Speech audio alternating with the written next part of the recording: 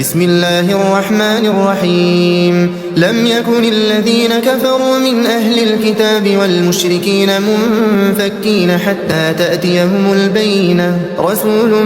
من الله يتلو صحفا مطهرة فيها كتب قيمة وما تفرق الذين أوتوا الكتاب إلا من بعد ما جاءتهم البينة وما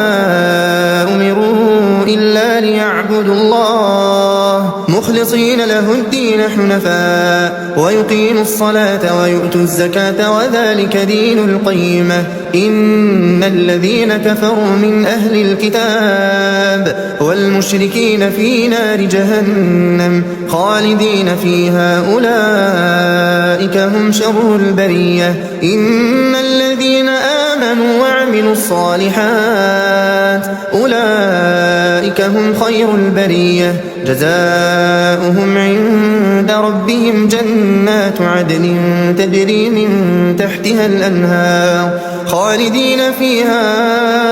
أبدا رضي الله عنهم ورضوا عنه ذلك لمن خشي ربه